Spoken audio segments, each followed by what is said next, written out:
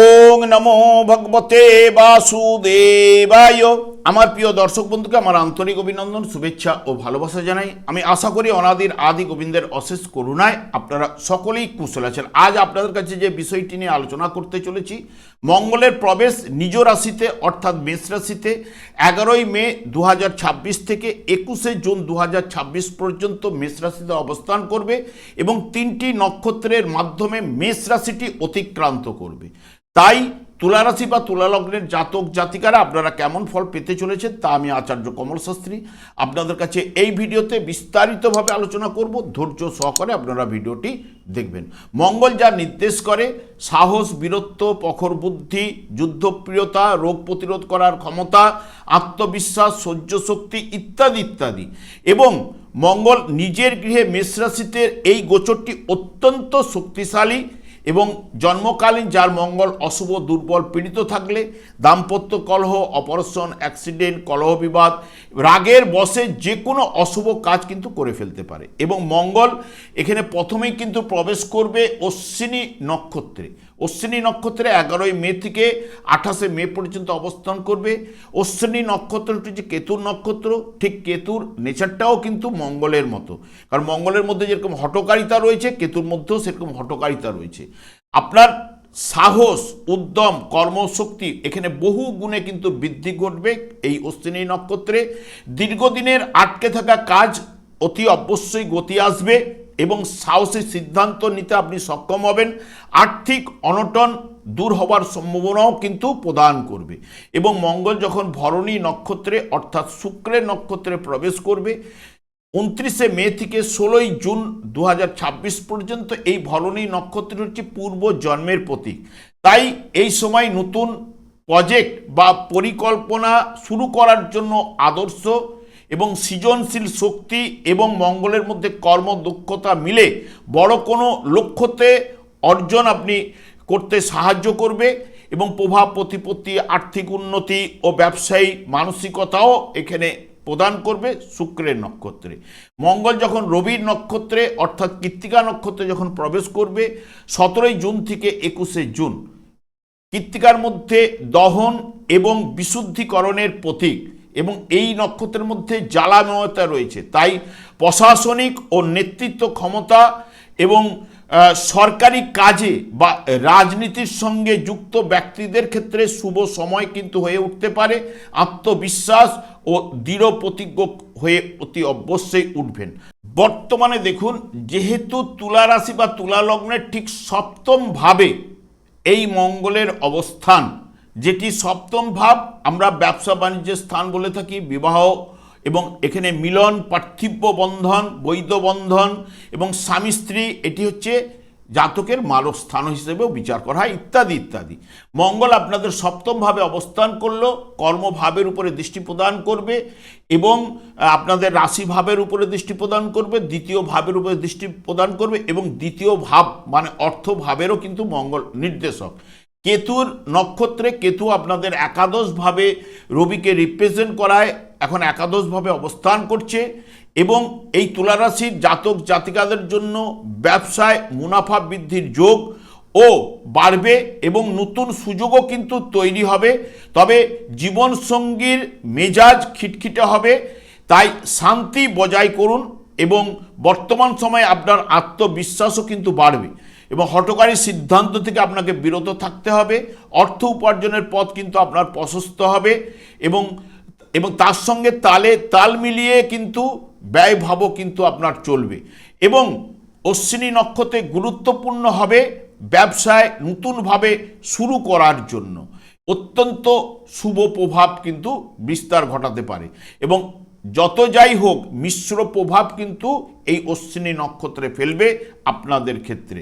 এবং বিশেষ করে বাতের ব্যথার জন্য চলাফেরায় একটু অসুবিধে ঘটার সম্ভাবনা এবং কথা বলার সময় একটু আপনাদের সংযত কিন্তু থাকতেই হবে।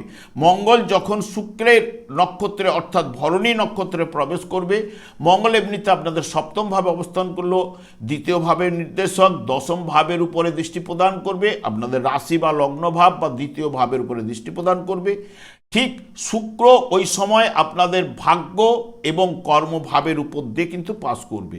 এবং শুক্র যেহেতু আপনাদের ক্ষেত্রে অষ্টম ভাবের অধিপতি গ্রহ এবং ঠিক রাশিভাবেরও নির্দেশক, সেই কারণে এখানে শুক্র দৃষ্টিও কিন্তু প্রথমে যখন নবম ভাবে থাকবে তৃতীয় ভাবের উপরে দৃষ্টি পড়বে, তারপর দশম ভাবে যখন প্রবেশ করবে চতুর্থ ভাবের উপরে দৃষ্টি প্রদান করবে।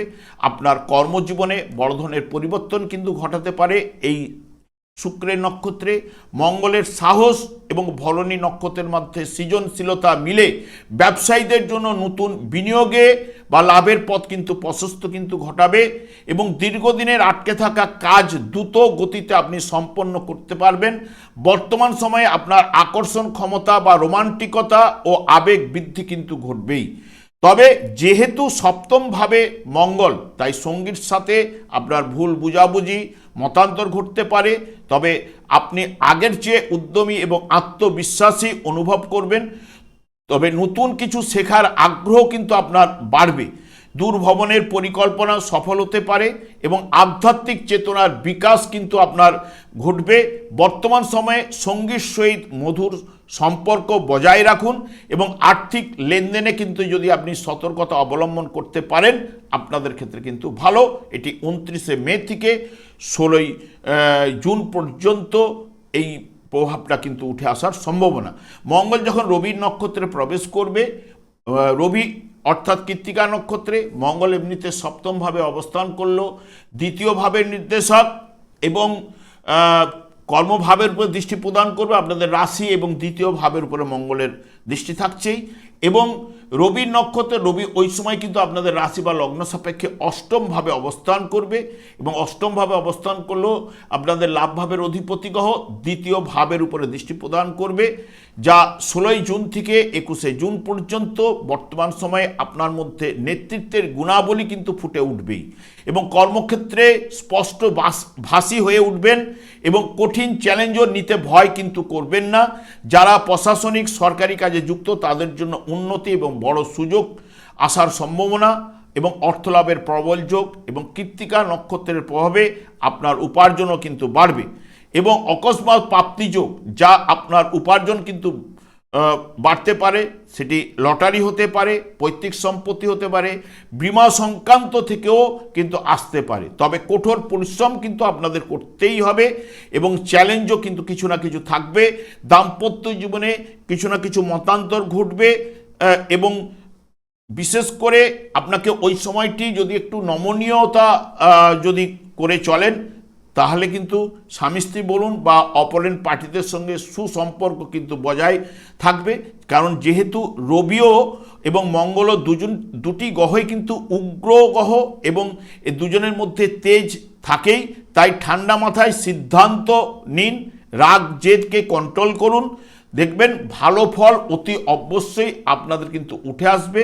নচেত 16ই জুন থেকে 21শে জুন পর্যন্ত যাবতীয় ব্যাপারে যতটা পারবেন সতর্কতা অবলম্বন করতে পারলে আপনাদের ক্ষেত্রে ভালো। তবে 11ই মে থেকে 15ই মে পর্যন্ত আপনাদের সপ্তমভাবে রবি বুধ মঙ্গলের অবস্থান, যেটি অনেকের ক্ষেত্রে শুভ প্রভাব কিন্তু ঘটাতে পারে, অনেকের ক্ষেত্রে অশুভ প্রভাব কিন্তু ঘটাতে পারে।